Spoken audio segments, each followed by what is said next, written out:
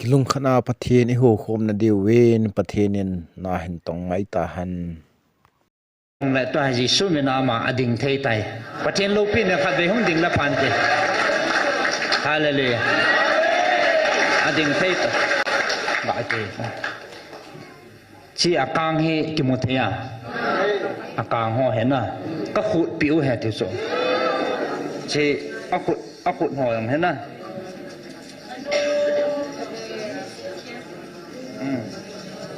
cho hè agu nghe này tán na lại tung à càng chấp chụp mồi ai chiong he khát nu cho nó xì đồ ai khu kia on gala zo de na kon gala zo de this important lo bisu pathina ding as important pen hello masai lo pathina de important pen su ke pa na thu phana za di na tha sending jisu hinna na nei di I che kal wala pathina ding alo pi sum lo hi chi ya su sin ya su pause gam som gu wala hong ke khoma ya su hi za ding asu interpreter sum ta lo su la pathin sun thu ase a pathin mama sun interpretable su is very practical is the importance of the gospel ke pa na thu fa min za lo zo kho hi zo na ki pau me e chi chung chang ho hi phata ta hi he gil zep lo ju ha mi pitam ta tu din man hen confuse lawin ya chu khu ke nai ti do ham su thing nai ti do ham in nei hin tin to pa nin jong ma ba na hin ko he da na jong velvet ji ding jong tip na kan nei vin koi ma ka got na jong hi pun igam sung context ho sule bai thil khat ga seng chu se nga la hangau thu hen tu la ya hong thu ki thang hen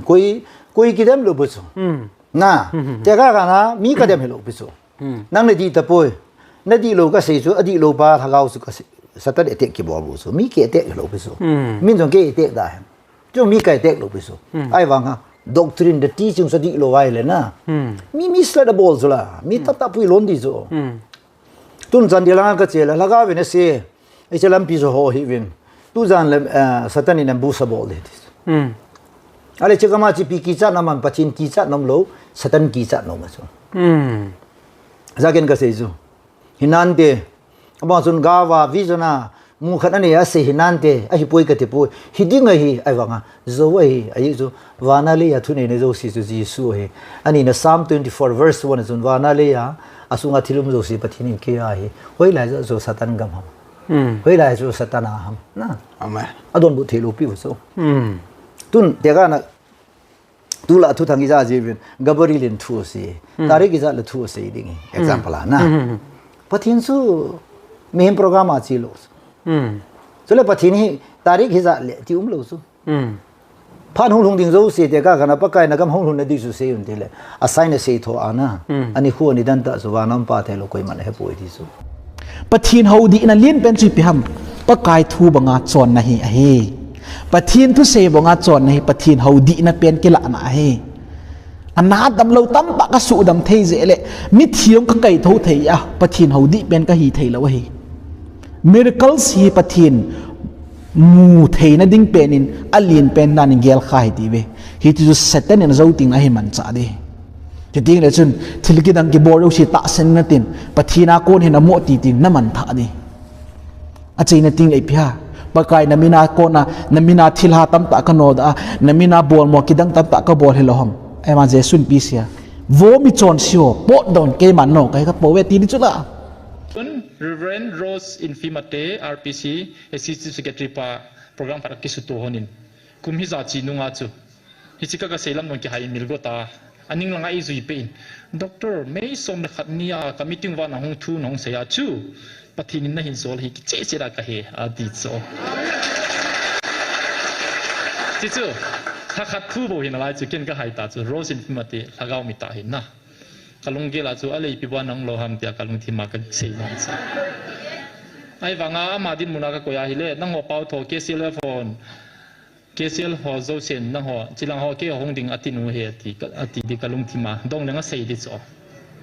nang ho pau ang ki phunga nang ho pau pastor hon pathina ko nei ti lo lei ti ke kong dia mati di so alung gela alung answer yong ken ka ki he so ai wanga agil chu pathin nan so lai chu che tan chini chun ka he ti chu kumni zo wa sei kumni hing zo ding ko nai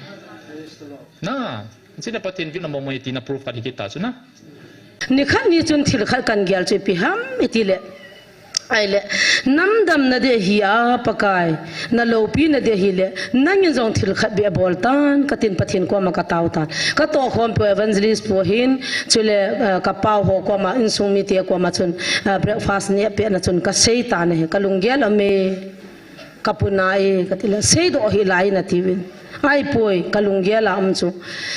Kezia chu namdam lo le na chu ti do do wa namabuya namadam mo sangin chin khulamin ata santu na chi pi ho chu pathin ai pui ti aw ma le ta san sa te chun ki ha sil ki bol ngai po hi yong la phat chi na thei nei ve bible la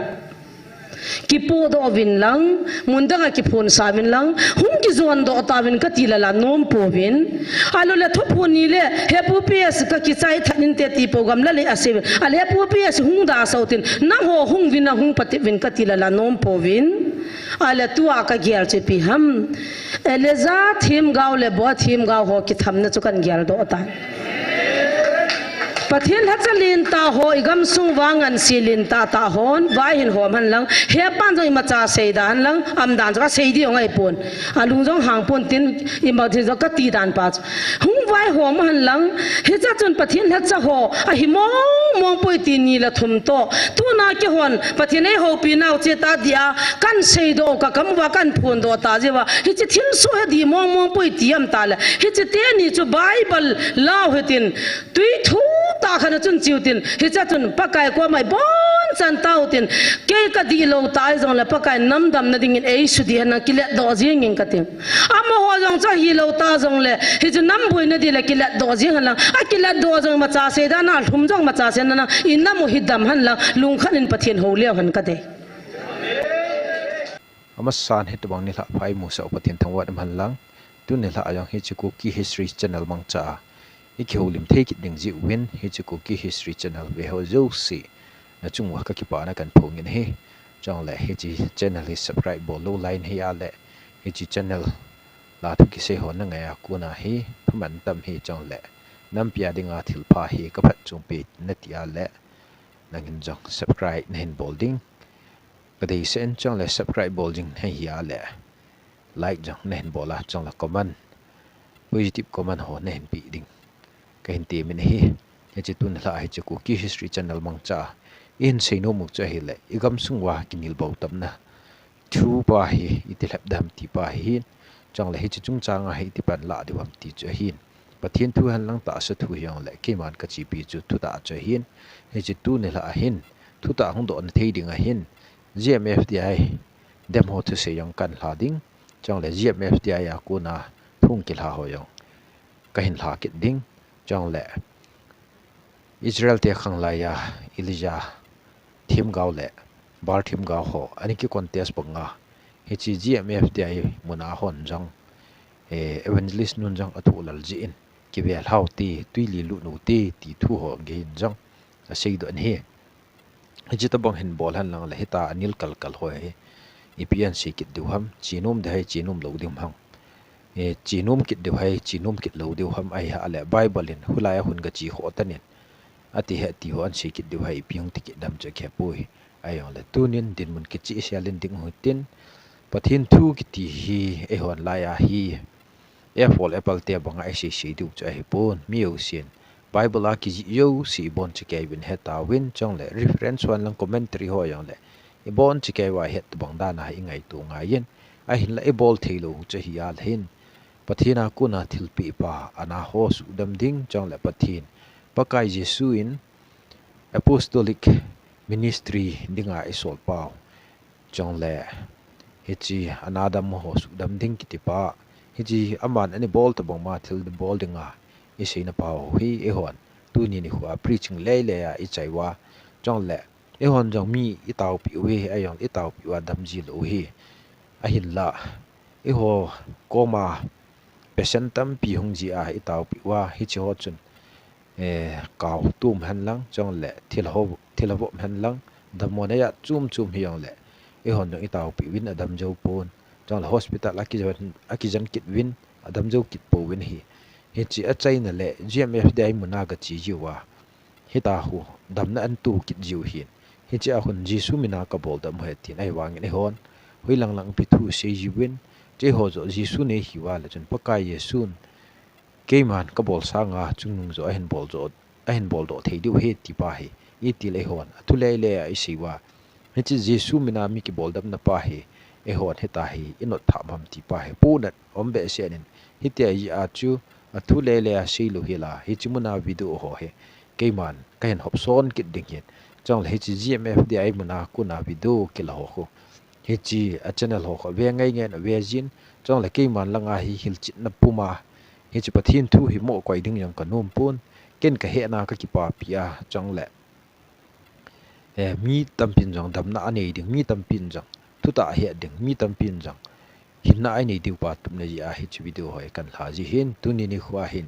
inam sungwa kil na di lo Jesu minaya kil na di lo paka Yesu in itabong bang thai pi wap ti pa akele lam ta aiza na wa kuna adi lam ta hi chi GMF ta hi muna hot to banga hui za wa len e ho jong pathin thu hi ima chal sa de chong le inam piu dam de ti pa hi ka ta san ja chu hi chi video ho hi kan koi khom khoma chong le ken kan sei kin hin il chi na kan ni hin tu ni ni khon inam sung wa hin pathin di ta chi huwe ai yong le pathin ni hu pa hi adi lam ta a hi chana i hu diu pa he itup deu ngai yen hi chi a hi chat pathin pa thu pi banga he e bol do wa le hin inam sungwa ki khial na min tin chong le pathin thu sei pathin in e kung na pa hui to bang ham thiwa chu iza chin deu hin tu ni ni khun he chi ku ki history channel ve yo sin zat le nam ngai lut wa le hin pathin ti ta ngai lu hitin chong le pathin ti ta ki phun namun pa he e hon nang gyal sa ngo hitin aka la pathin la cha ka he ti yeng jong le hi chi hitabong hi chi pathin mina na ki to na Jesu mina na ki to na seilap le ho hi amo thuai mo nun ta lo ding wa dei sa ya chu hi chi video kan la hin hi chi GMF dai mun hi ata hi pui ti wa jong le amuna hon GMF dai muna hon ki vel hau ti ati jong hi yon ki vet la pi wa pha zo ai bo win thu ta ki thi im the jong ai pun chong le sei thim na he cho hui do ding jong chai pun thil khat aswa le ngaprum alu langai mat le mei langa ki thol mei langai mat le lu langa ki thol bonga pathin la chaw yum jing ke diu pathin la cha ke itingal wa le hita yum jing ke diu ka dei pun hi chi pathin minin na ho jong ha tawen lang khan ho jong tawen tin mi pi het dingin pathin ti ta chu hoi chi pian ham ai hal iti huwa la pathin lung hlayam hi chi pathina kun he hi lo ham ti pa he nam pi ma chal da dinga hi chi no ho zo sin jong hi tai nang man video na ke simwa amun na tok su na bol sang wa hi min na ko wa le la na chi po win chi che hi ala chun no ho na ko wa hoi lai mun bam khat na he mi pi tam tan i wat wa hoi cho ai di zo hoi chi hi ata ham pathin in GMF ti ai mun na ka ko na hi win hi chi na bol wa le kalung hai ding hi chi chi hi ala hin na nam mu ka tun de ti pa hi zui diu hai oi ha ali hon langa he Bible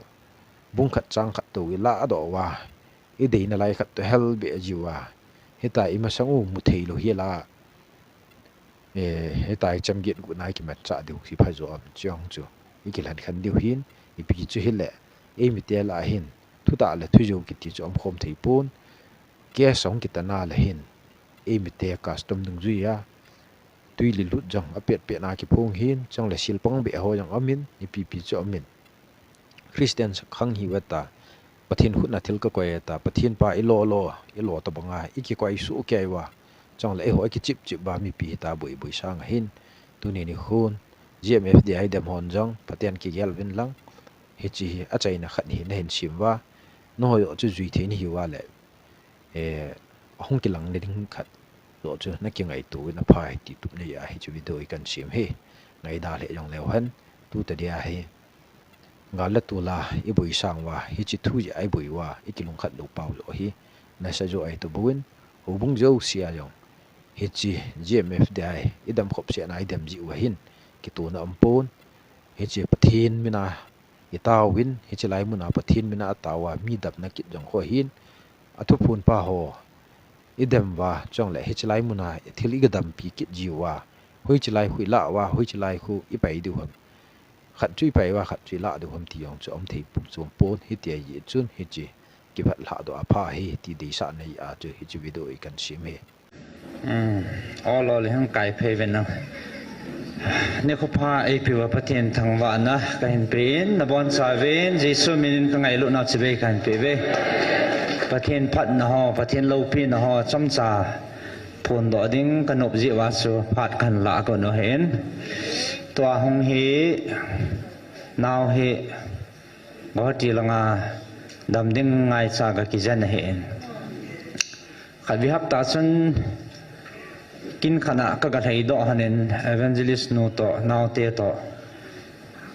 dukan khana lut ven ke hegaria ka to da ne he chala hong den ta ba ong so thim ke ve ne le ong lut no chen phone video call la taw na khat kan mangin go ti langa dam lo khat kan taw pin mat tho ding ngai ji chun helanga hen pui zo ven katin antin hitizun ka kyo hon ne le hap ta khat vel hi di ham amon jong kholanga ko nen ke janna ko ne an pui ven zan la chu pathin thil gon hen tin life kan bol lo cha pat mai dan chi a che het te te ne dewa no het loading sa kanum hi wa kaung se hen na zan la chu nupi khang tha khat an pui vin thing la langa pat na hong over mo hong lo na adana kidang he cho el zap zap ying kaw bol khat an pui vin a han sit dan dan cho aji pang sa fala fal khat nei kinin kamo mat do lo he cho aji pa cho ka do la koi hi ka he pui ati ama chala lip sat na ai wa cha akaw chani ho pi pi jing han nan he ai chi pha na chu kan sol do wa taw na kan neu la ma hong ki le thu ta nam thei ta poin na ai cha akaw cho hong ki phung pe ta ai cho banga eo jap jap cha lei la dan dan cho to kha thei mo mo ta lo peng jing in ai ki dong lo si chu I do ma sanga chu ti sei do jing hen koi koi ka bol le tiam khat no cha bal ka thum le pe pui ti to a khu wa cha lang cheng dan hen a ki zan dan nan cha pathin thil gon hin tin chalai ta chu amao he hong we hen amao he hong wa spana chu ka ko lut pe pe hana ka to sa wa thakau bu chu thakau bu chu ki mu theu chu mo na ka le man cha ka vet sa wa le ama he khat athing lo thil hai na bol he ti chu amu chu kau chan chu pa na cha chance ka la pe pe CID phata ka man no akidan nan chu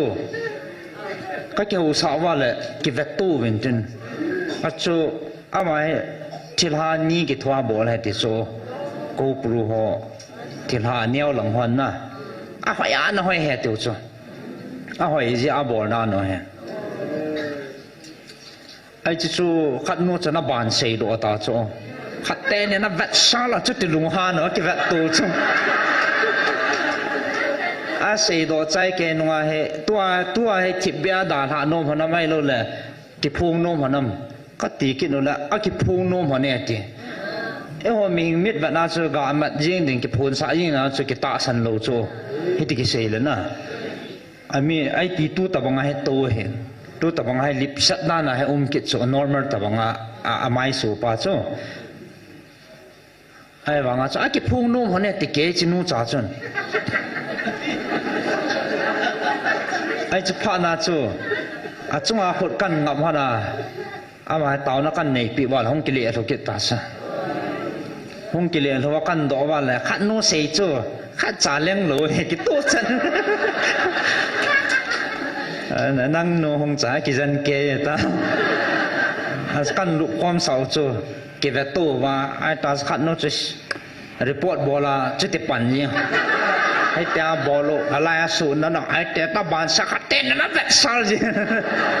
anala dalen kidang hen pungkal ni pungkal thum lang thing ve ta zan ha ka boyu chu aleng lin ho jong ka ko kin wa na pi ka bui pi wa ka zan bui pung som la khat lang chan zan som la khat lang chan ka bui pi ven ki dang mo mong he ti chi imit ta wa imu deu le za deu chu de sa na za la pathian lo pi ho ikitil kho na de wa chu ka hong wa hen za a ki dang ta chi pi ham te le ai chi pata anu ho yang cha atiu za ta chu ai chi la ho na to a ki chi dan chu बहुत या है इजा का टेस्ट बोलो चो MRI हो CT scan हो टेस्ट थे जो से टेस्ट वा डॉक्टर हो नॉर्मल रामू जी जो है आई वंगा लिम्बत थे तो गुंगन ता चो अदोप ले लियो किदम ले ले बहुत चो अनदोप लु नो है अकेंग दोप सातो ता अकेंग अंग तुन जत जत लिंग ता चो अनु ला चु तितिजा आई चोขัดวินิหาจนคนละกำปนุจนเจี๊ยบมาตินอากิงี้เสนน่ะเจี๊ยบมาที่ร้อยกิเลสกินหัวโจอาซาซันละบอลมันกินหัวอันนู้นสิกิตองขัดเตะเลยตีเห็นน่ะเจี๊ยบหัวจะน่า target กินหัวโจอาแกงจะกระโดดไปเป็นน่าเจ็บซ้ำกันแต่ละก็เจ็บสาหัสอันนู้นไม่ลงเทียงตากันเห็นไอ้กิดังเห็นไอ้เละสดปีกระบุยปีน้องจนดอเทจันก็ดองเวนจะว่าจูถ้าขัดนากันโซลดอว่าอะไรเอาบุญอันดาละจูอามาให้ห้องดิ่งเทตาจูคนละดอกเลี้ยวเฮียนะตุนจงมีนามูเทตาคนละอดอบเล่ๆเป่าสูบางทีละนัสตากกิจันปาจุตุเนี่ยเฮสไลเฮที่ไลนับบอลเฮอิมันดอเวนจีซูมินินนะจีซูมินินโนดอยน้ำตาลอบอลหัวนาดาลาพานินอามาเฮถ้าสัมมามาตายเฮจงเล็ดตัวเฮจีซูมินามาอดิ่งเทตายประเทศโลปีเนี่ยขัดไปห้องดิ่งละพันเตฮาเลลูยาอดิ่งเทตบาเตชีอากางเฮกิโมเทียอากางห่อเห็นน่ะก็ขุดผิวเห็ดที่สุดชีเอาขุดห่ออย่างเห็นน่ะ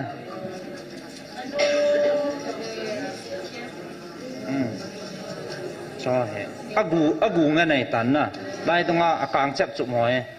ไอ้เจ้าเฮขัดนู่จนน่ะเสียดอกเกาสินู่จนน่ะเสียดอกจ้ะเอาขุดปีห่อเห็ดที่สุดอาบานเสียดละลุงฮันจีหันนั่นนะอิมาลกิเลกทีโลนะนี่จะจู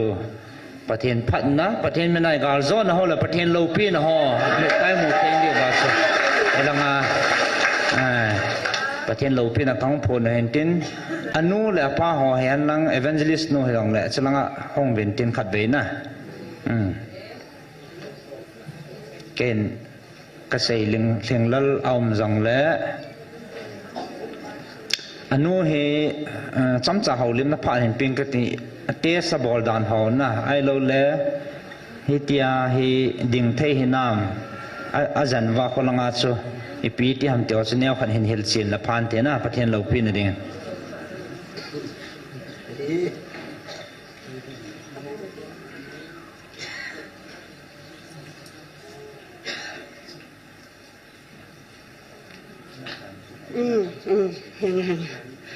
ผ่านมาสเปนเป็นนินประเทศชาติหัวเจ้าสี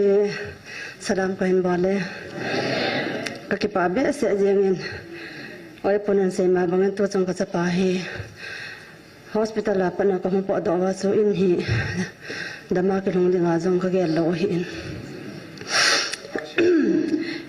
ก็คงปวดตัวนิ้วมาเห็นอินเห็นจริงก็อินลำนี่ถ้าลังอาปงงานเลยเห็นบาสอินลำเห็นจนที่ก็เห็นจริงก็เห็นอันนั้นเหี้ยหงหัวสกินินเฮียจูโอ้ยพิเตนี่เฮียก็สบุยเลยจริงฮอสพิทอลสุงก็อมเปิดว่าจงก็จีอว่าจง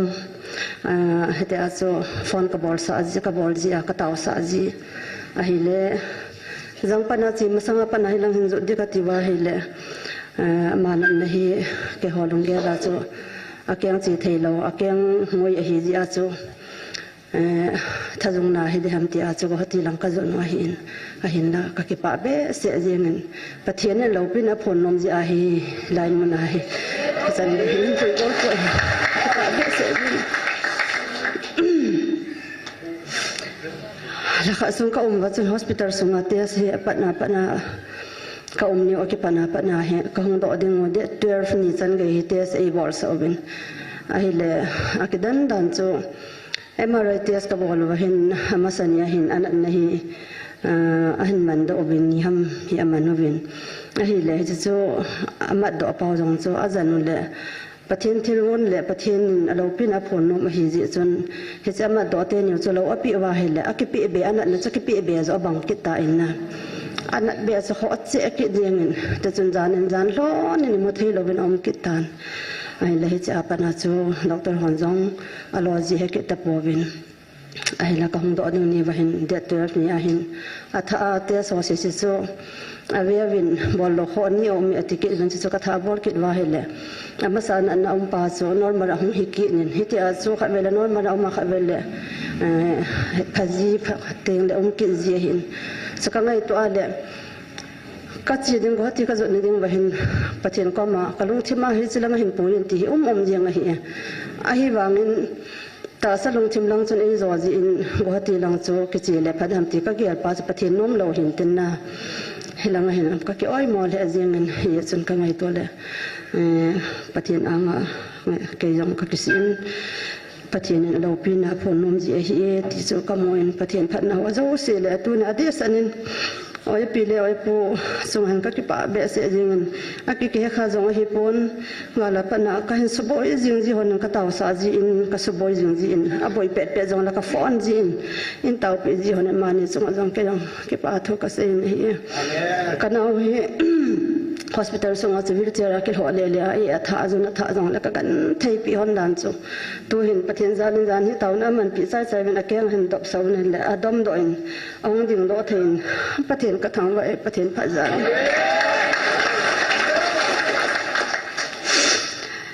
pathian sa te taw na sang hin bible chang ki pa na jan chang kha se jong la pha ki no le jong sin ka teng na chang chu tan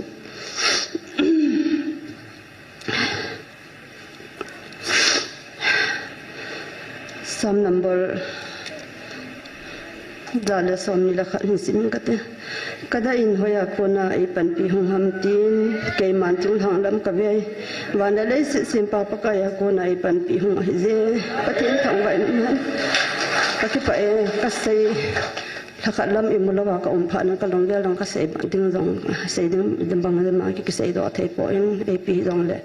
ka ki pa na kan sei pathin lo pi na hi han lang sei kil sei badom jong le ngai dam ta ben chen chu tan te ki pa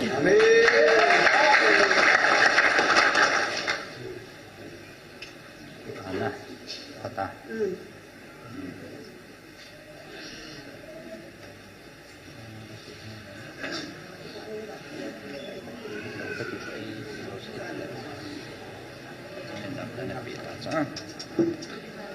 pathin nam nan ni pi din ka ka pa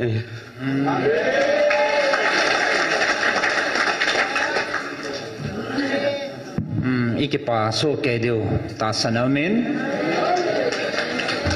pathin thangbo theten amen pathin lopi aphat na ho phun do na chom cha kan neu pha ni chan chu tan te ka je pai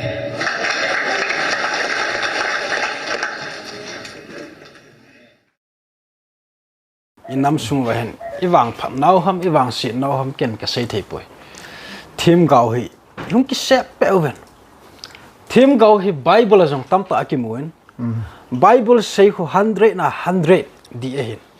e ho thim gau ho thi sei wang hi 100 na 100 hi ta lo hin tam ta hi mistake au men na je chun I thim gau nei pau hi piti ham amo thim gau dan hai pi ti dan tam bible aton ki hi aki hele ti mi pi tam ta comment he tan na nang mu do doli chana me pach lai ka thilina pakai so khang je nga yong pakai so jong sei chu nin dung lom ting le thim gau hem tam ta do ding ai ahung do se bola do se pa jisu na sei chu ai so manana mu ta zum di ke ma ta su ka hi yong an ti na lai de ti so na so pakai na sei chu sam som chum la thum chang ko na ho ka se ai tan hi tia zum dan de ti so pathin se ho wang su dan so pathin se so confirm so final so full stop ding so pathin se so koma te koma yeng full stop ô da ai khat ja full stop kita jing zo na ha ale Jesus Christ as bi ki dam de kolesina se ba mo si chu Jesus a ki si ma mo si ji pa ka ya zo na ne thia ka se zo aya chu thim gaul hem ki ti chu ding mo zo jele Old Testament na na chu ata sang al hem tham zo ne thia ale leng te khanga yong khu vet na leng te ho in ana tha ho khu thim gau di chu ai chu a sei zo siu chu e tu zet wil hong so na ai ba pathin solo thim ga ki zo jara mai tu interview ho sim le na kin ka so lai pui ai ba pa kai na sei lo kin ka se ti ho su I so hi ka the de ti yong su pathin lo ha tu la ya chu thim gau si bola ki dem dam na te ga kana thim gau di ta tu New Testament na thim gau di ta su ko ha pathin sei so no chu thim gau di ta te ga preacher teacher so prophet so to ke on thu ka se prophetic so lo na pin tha lo le wan kam lu lo de chi sa nga sao vision so chi sa nga gao ki thu se cho sao lo so na pathin lu le na pin chu chu so na so chu ko e ma sa na khel the lo chu chu wa no le se na se min tha ben hi na thu se na so le se chu nga akidang pin so mi son si khat pa kai na hu hi nga ngai da ma chan zo hu hi na chan zo pa hi mere ka sa pin he ti so lo wa het lo pau ki tho ho am dan so ki tin ai lo le khoi le wa hu jing ki tho na so ka dem lo pe so na thei nge ne so na thei ja so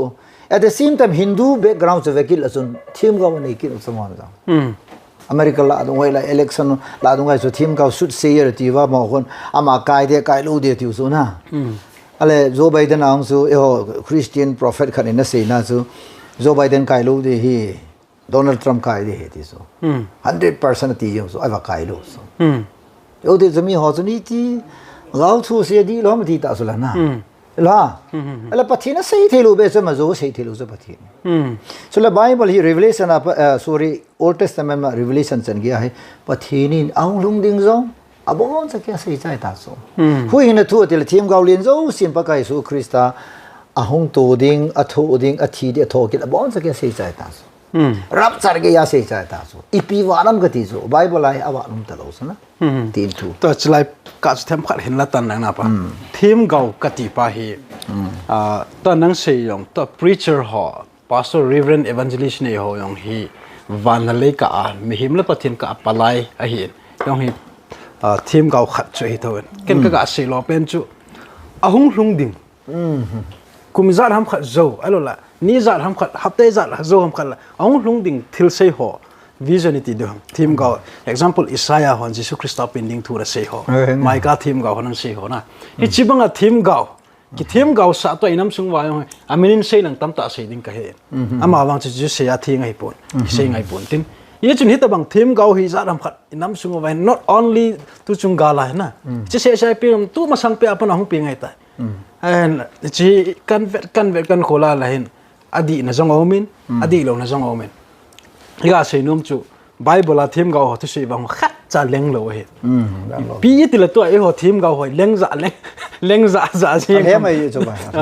chi lai ka pa chi hil chen de ka kan ka sei le mi ngai no ngai lom lo ji pa ka boi pi a na ata chu pathin zo sei ngai lo diabol chu zo pa so John Bungge chang som li le lia ho na ati la bula pa na hung son se amana lung sama zo sei thuta cheng lo ti so azo hozo si apa ti so father of lies na so tin le vision ita ta thim ga jong la thu se so clarity sa ba wa thing ta ilisan te ga na gal thu do la gau sang amu so na asu pa jong so mi ta hon pi amu so la na wan janel te ho pata ke cha adin pi amu so la na so le mel mate hong de ding lam pi ong se so hilang so ho pa clear lo ha na tao chỉ thêm gạo mò cái gì ta hay là mấy thầy tiêu hơi làm không cún thằng đi ra là không cún thằng thế cái na mua lăng không cần để mua lăng ai tin tan điều số lấy họ nó dò thầy điều số không để đình làm pi rồi hết amen adi anh na God of confusion hay lo so God of understanding so prabha bung ni chang git na man chi na head khan na so là không lung thì họ nó xây pi đi về thì số na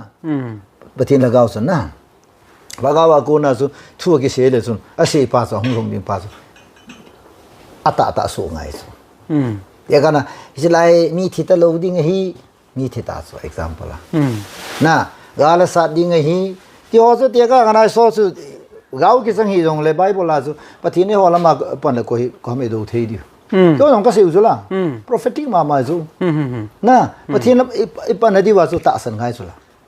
very important so hebrew mung som la jang gu na ko ta san na pong lo pathi lung to hoi pu ti so pathi no la ma pan di a chi ho ni pi di se pham ta san di so la tin ko mai tao di so la isi chu bi ha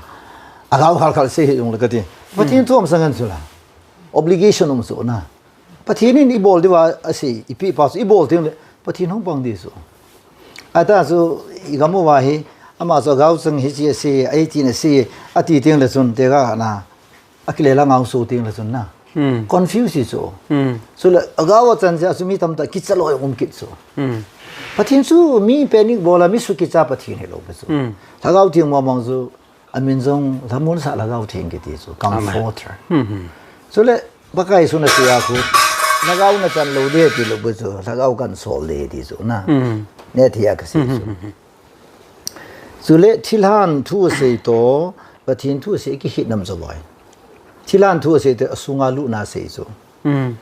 mi pa kam amana ase so na he thia pathin thu se teng le tua mi pa sunga so lu na mi pa o chaman lo so pathin tu pathin mi to kheu tin anave mo mong ta kon khat pathin thim ga khat direct nga pathin o za pakai emotion hi ase hitin ase ati yung so isa ya ti ya ka khana mosi israel ta pen mosi na pathin ta wa gel pa so pathin na ho pi zula pathin jong apong pe emo sala na ai wa nga mosi na din na mon mun theng he te asunga lu na ki ho pi lo polanga pa na ale athu za na so polanga kon sala na asung la ngai lo so na hi chi ya so gao the se te le mo ta san tu za a sei pa ho ko ham ti ho mat do ngai so a sei pa so na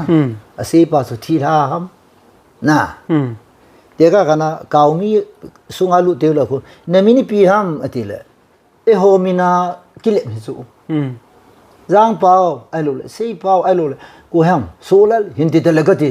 mi ho yo she da so solal chu pa so ram ki ti thilai bo so la an ti di ta so ale zo sei dan so thilai jun ibola solal ka he ti ham na mi mina kawin mi pe ting tu ne chang ge ho mina mi pe so satan su e ho min khat cha chang lo so pati ni ho min ki ti ma mi min ma mo so satan chang lo so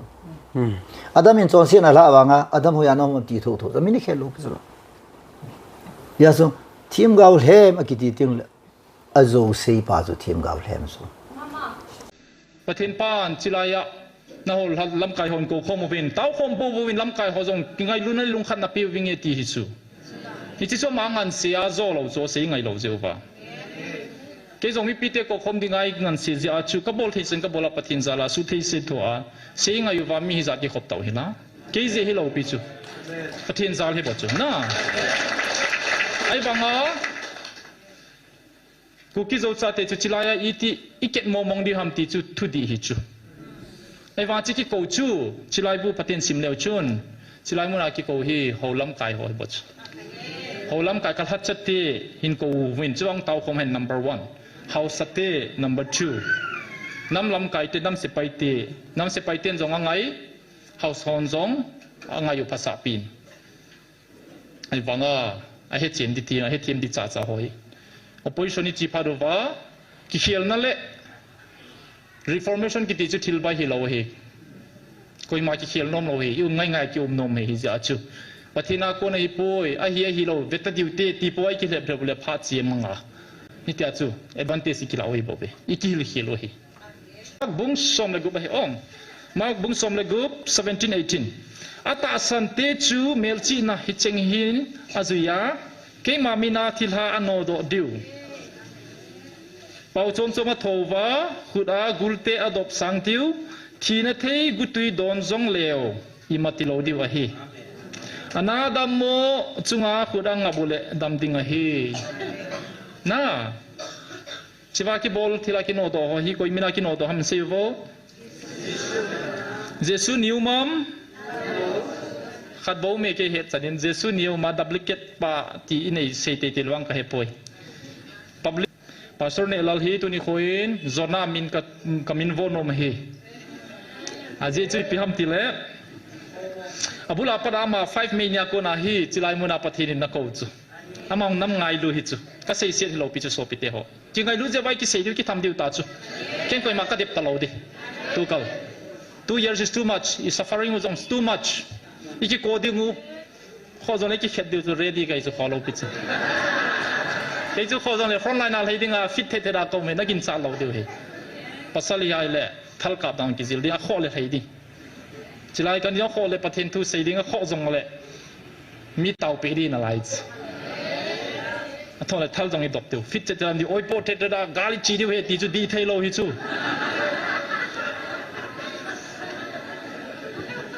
นี่จะชูโอ้ยริสเนลาจงปฏิน้ำไงดูนะฮีนี่จงเล่จิไลมุนามาไตน่าเสียกดินน้ำมุนาฮีปฏินี้ก็ตาวินชีปฏินักคนฮีโลเล่ปกายนักคนฮีโลเล่ทิพสาธานหากเอากิโลไปกิพนท่าใจอินกัดจีใจเจเลทุท่าหินเสียเสียยังไงติจูนี่ลุ่มเกียร์บดฮิจูจิไลไม่สมเลยตาริกสมเนี่ยจูอันนี้ท่าจูเสียตาจูตัวนี้ลุ่มเกียร์จงเจ้ากัตวินปกายนักคนฮีโลเล่ทิพสาธานกัดจีใจเลยทุกขณะหินเสียเลยติจูอาศัยดังจูเกี่ยสิตว่าปุริตาบอลนั่นไอ้วิดีโอกันเองอ่ะวิดีโอพิสูจน์มั้ยสอบไปเถอะน่า declare about so ไอ้ฟังอ่ะอีโบลาองตลอดมานั่นกิโดเดียวจิจงส่วนที่เสียดจุดลายมุนาอีโบลาองเทตลอดทำที่จังวิดีโอมั้ยก็เสียนมชู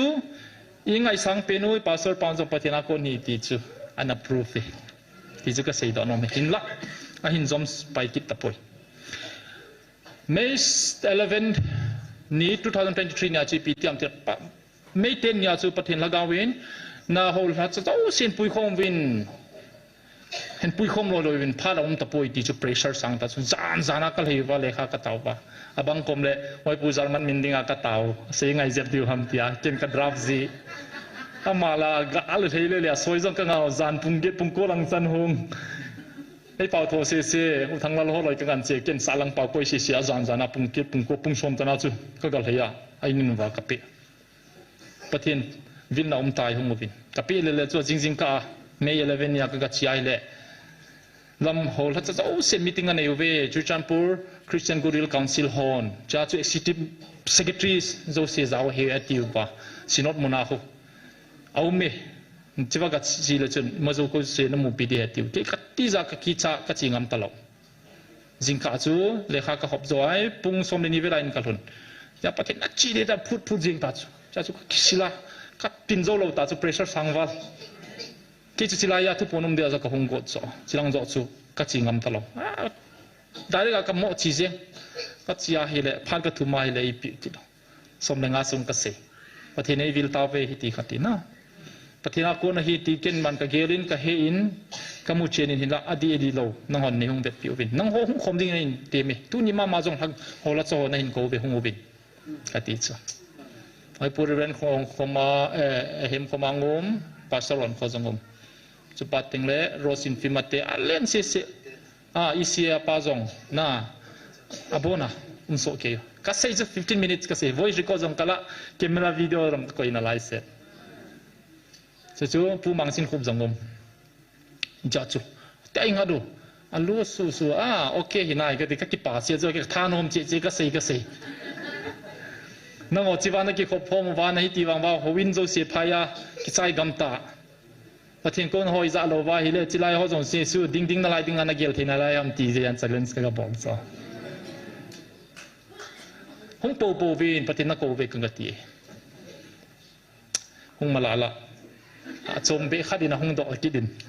จะสุกเสียมุนตันคอยมาเดิมดิ้งอากาศเสียฮิโลเห็นนะฮิจินาจุกเสียนมจุพิอัมติเลจานฮิธรรมศาสตร์ชุน Reverend Rose Infimate RPC Executive Secretary ปะโปรแกรมภารกิจสุดโตหนินคุมฮิจาจีนุงอาจูฮิจิกก็เสียลำนวนกี่หายมิลโกตาอันนี้ลังไอซุยเป็นด็อกเตอร์ไม่สมขัดเนียกับมิติว่าน้องทูน้องเสียจูปฏินินหินโซลฮิเจเจระกะเฮอดีโซจิจูถ้าขัดทูโบหินอะไรจูเก่งก็หายตาจูโรสินฟิมาเตถ้าเราไม่ตาเห็นนะกะลงเกลาจูอะไรปีว่าน้องโลหัมเตียกะลงที่มากันเสียนั่นซะ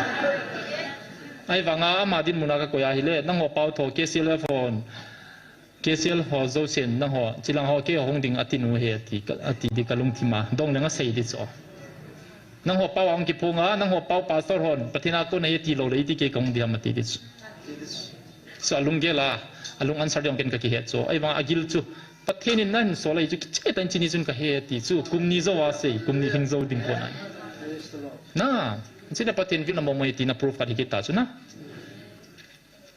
จ้าจูพาสตอร์เนี่ยเราจนจูนจีว่าผลงานอะไรเลยจำสอบเบสตายหงอินกระเทียบจีนนะหงตะปุยก็เกี่ยวกับผลแล้วก็กี่ทุจริตหนาวไปอีจงเดประเทศหิงอ่ะอาทิตย์ทีมเดินกระตาวปีจริงๆ Reverend Dr. กินขมุงกิติปานจงจูนไม่สมเลนีจูนสมเลขัดนี้จูนจิลงาหงเราอินจิลายนาจีนเกี่ยวกับกระเทียบเลยข้ากับปีปีจีจูนนี่ไลน์ไม่ใช่ใช่ไลน์ประเทศนักคนมองเห็นเกี่ยวกับพัฒน์บกสังก์กับกิปะเอติอาไม่ใช่ใช่ไลน์อามาจงโจเป่าทอหรือเรนด็อกเตอร์กินขมุงเห็นพาสตอร์จงนากิติปาเห็นจะจงประเทศทุเวลนิเวลทุมาเสียใจนะ KCC พาสตอร์เห็นกันเห็นขัดเวฮี Operation Bowling อากัดชิโจเวนสเดย์นี่เสียดิจิทัล Hospital เห็นกลัมปีจีน่าคนนี้นั่งอินด็อกเตอร์เห็นในยามที่เห็นงี้ที่พาสตอร์จงนากันเห็นกี่มันแค่ไหนเลยครับบุจูอักโควาร์กัมูเลยก็มีเทียลมซิงเอติโซอาสมจงอาซิมนายพูอินนั่นเลยครับบุจูกี่มันแค่ไหนก็ตีละกลุงที่มาเฮ็ดที่ไหนไปซิงินปัทเทนินอีดินมุนุยเฮอินอีขันขดิวจงเฮเอที่เมสเซจก็เห็นกลุงก็มองเฮซิงินมิที่ในจูเบียติโซที่บ้าเสียสิ่งไงนังไงที่จะว่าจะมันปัทเทนทุดเบลนี่ลังหงเสียใจนะDr. Didim PHF nu jong chu vel ni langa hongin mai lai chen ki pa he jing ni ha jong leng folin aman jong mili minga holam kai han puizi in Grace Madam Grace jong professor in GBC aman jong chile khabula sedition ge achona cho jinga hi pathina kon hi ti agil mo mo nge pathina kon mo mo ti chu amon message ai sei pe hi Reverend Dr. David Zote kaloi pa ka jonga hin anti drugs campaign khaini ki ti hi apapoi ti hi ka hang sap yu hin zani jong chani thoin meeting ta na yuvin iti panla ti ham khaini topako ki ti hi number 4 dinga apa hi apa chu je lai ko ya hi le adang um talo dinga hi ti hi ke on ka sei hi nangon number 4 ti heroin morphine ke on painkiller na sapena ka nei pau hi namang heroin poison in namang do in chisanga haboi zo chu tobacco eti ka sei hi ni chi chu man jong campaign na jong ei zui jingin ka bol khom khom win a ho bunga jong a ho bung mino chu sei dang katin khaini moma papu ya ti agi a hi le an det nom ta povin ayeng bol bolovin ki hel na mom lo padin a ho bunga kon chun anga do in ho bung dang kada ho min tun lung hai selin pathen na tongi khaini mom a hi ya papu eti sei ja pastor khat jong chu gi na chang the na lai society ho ve mi pi te jong a hi mong lo ban chi hi tho dio hi a hi chu hi tia ka se he ken tu ni ko in khai ni poison a hi papoi khai ni hi mo in mom da le hen khai na nicotine khu thagau gi lo setan thagau hi hi chi khun kham thei zo se tep nom na lung thim il ho bu sensitize abo le chu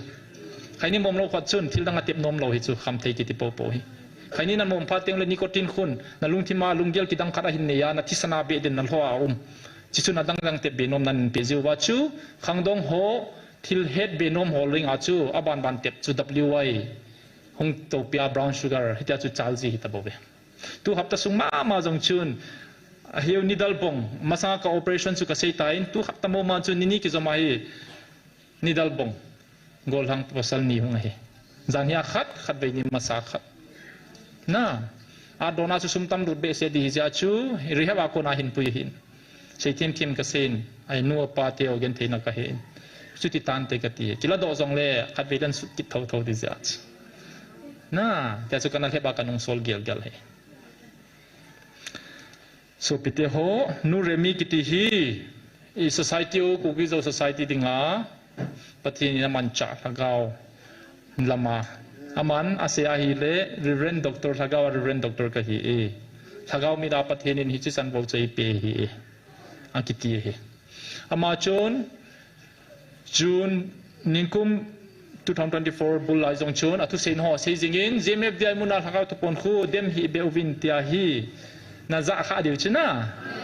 chạy muốn đem thấy hi bôi đem hiu vin đem khiêu khao vin tia à thu say na hoa warning anh bị bị cho nên cũng August 4 nia chu patinin zipato achapato chilaya hin sola thua hin say cho patinin hin sol heritage evangelist nun jong alungela coding alungelum khatve khiu hon le alungel hon ti banga hung he hija chu sei chu thu tampi seun pung kha le minute somli thunga sunga sein pha chilami he pobe amana sei chu thagau thil hi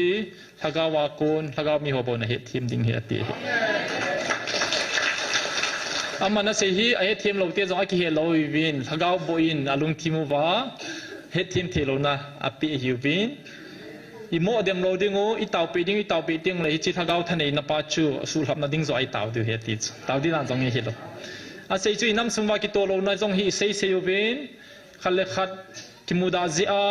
ki to thelo in ni gelo win hin la a ki chem khat ma hi e ki to theno la thagaw win na to se he chi vai tau teng le hi chi thagaw chu i sam dingu i kan chom du he ti chu do le 26 October chun a rimai naga ki ti pa chu mi tau dampe thagawa hingjing mi khatpa pathin chilai naga chiding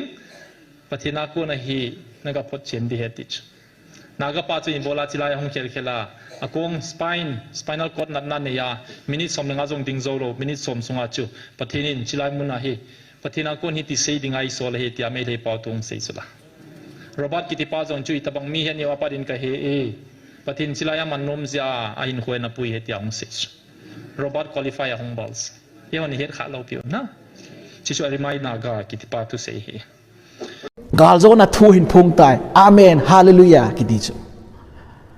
pathinin ku ki te hat nai pin mai leite email ma ti ho cha su nim dingai tai te la amen hallelujah ki ti cho chu jilai ngai no mu chu ai wang cho chu temporary pathina ko na ki khel na chu hi lo pi chla pathina ko na thu phun di ta chi lo pi chla cho chu so bi te ho Laya Bible say adi gaw da ben alhem hem nei gaw pim kiti chui chla chi chu hitabanga adi gaw nom la alhem gaw hitabang thim gaw chu koi sol hetiam pathinin kai sol hi nai sai poi dis ai Jeremiah bung som la lina hi khat be ka simiti ve chang som la lina pakai jin kai ma za thim gaw chun kai ma mina thu zo jing agaw hi bo ve kai ma nam ho chu ko sol poi amo thu jong kapi poi a hing wa thu jong ka sei kha poi amo no hoya zo thu gaw wa pan na be gaw thu se wa alungil wal hep la na jing thu se hi bo we ti chula pan na be ke man ko solo ke man thu kapi kha poi di chu pathina ko na true revival reformation di ta na thu phun ho chu pathina an sol hin a hin la nam khat lit na ding nam khat su nim na mai dinga na gaw thu ki phung che pathinin pan na bai ati chu pathinin ku ki te choi sang na se ding in gaw thu pi ngai pon pathinin ku ki te choi sang na ding la mai te sup na ding gaw thu api ngai poi so pi te ho gaw thu ki thi pathinin specific nation ai lo le tribe ti taw te khat ading in pathinin thim gaw le gaw thu mang changai poi so pi te ho pathinin gaw thu pi ting ta le ipiti man cha ham nam zo si chitin nam tin zo si dinga ata san zo si dinga api ji chong le nang le ke political situation ji a khat sa khat su ni me da pathin gaw thu pi ngai poi i bogon chawa pathin mi te hi win hi ta bang ta si nei lang nei ta pathin gaw thu pi dik ta san lo ai chong le bible a kona hil chit na ding lo ai pathin thu phun a bol chi pi ham a thu thinga hi thu phun a bol ai pathinin thu phun chu hi chilahi apana pana achaina chan ge da api ta ni hi chi bible hi leisi ki sim ti la pat aki chaina chan ge na pathinin thu phun apana le azona ke da api jo hi ta ni ni khan ni chun thil khal kan gyal che pi ham etile aile nam dam na de hiya pakai na lopi na de hile nang jong thil khat be boltan katin pathin ko ma ka taw tan ka to khom pe evangelist po hin chule ka paw ho ko ma insumi te ko ma chun breakfast ne pe na chun ka sei ta ne ka lunggel ame kapunai katila sei do hi lai na tiwin ai poi ka lunggel am chu cái gì chú nắm đầm lâu lệ là chú ti đâu đâu à nắm mà bùi à nắm mà đầm mò sang en chín khula mình ata san tu na chi bia ho chú bắt thiên ai bùi ti ao mà lệ ta san sa te chun ki ha si là ki bol ngay bùi hiong lẽ phát na thế này về Bible là ki po do vin lang mundanga ki phun sa vin lang hum ki zon do ta vin ka ti la nom po vin alo le thop ni le he pu ps ka ki chai thanin te ti program la le ase ale pu ps hung da sautin na ho hung vin na hung pati vin ka ti la nom po vin ale tua ka gyal che pi ham ele za thim gaw le bo thim gaw ho ki tham na chu kan gyal do ta pathian hachalin ta ho igam sung wangan silin ta hon vai hin hom han lang he pan jong ma cha sei dan lang am dan ka sei di ngai pon alung jong hang pon tin i ma thi ka ti dan pa hung vai hom han lang he cha chon pathian hacha ho a hi mong poi ti ni la thum to tu na ke hon pathian ei ho pi nau che ta dia kan sei do ka kam wa kan phun do ta je wa hi che thin so he di mong poi ti am ta la hi che te ni chu Bible lao hetin tui thu ta khana chun chiutin hi cha chun pakai ko mai bon chan tautin ke ka di lo tai jong la pakai nam dam na ding in ei su di hana kile do jing in katim ama ho jong cha hi lo ta jong le hi chu nam bui na di la kile do jing han la a kile do jong ma cha se da na thum jong ma cha se na in na mo hi dam han la lung khan in pathian ho le han ka de ki ha sil jong lo hi ti chunum ta la ka ti po do di la nom po vin hung pati vina kiti la nom po na chuti do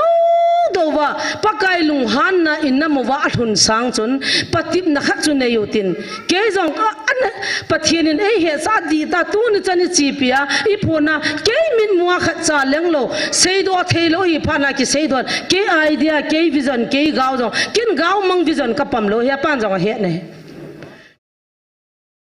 hichi example ka ti na pa tu chunga itaw naw jong hichi chu itaw si din do siule adang ho hung lo ho chu tam pha got na le lu han I se se I bol lo de ka na lo pi chu pathin ko ma lung dei bang chun taw le han pathin na bon che ken hin he sa ta re ta zani suna lai taw chai na mang pa che pi ne gel wa ke in sung nga ka ka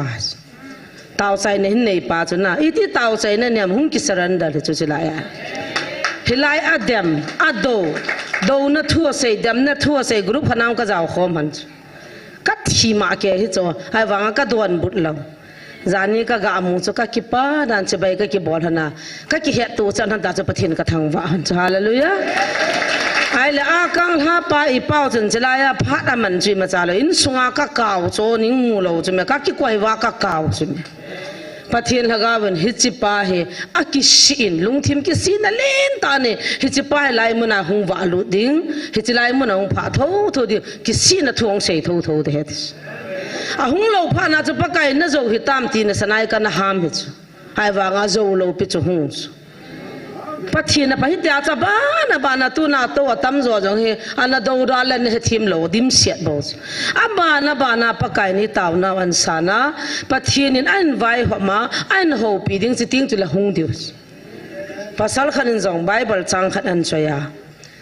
abui na le hilai ado dala hilai adem lai ta pathinin alo pin amusa hicha pathin tai tom na ding agya lai ta pathinin a thu chang a pi pa chu an choya iso pi pau hunga ki si na mai cham hung si me pathin ka thang wa na he ado piana annal dan le Bible chang hon nan thei dan chu ma hung jing a hin ka ki pa in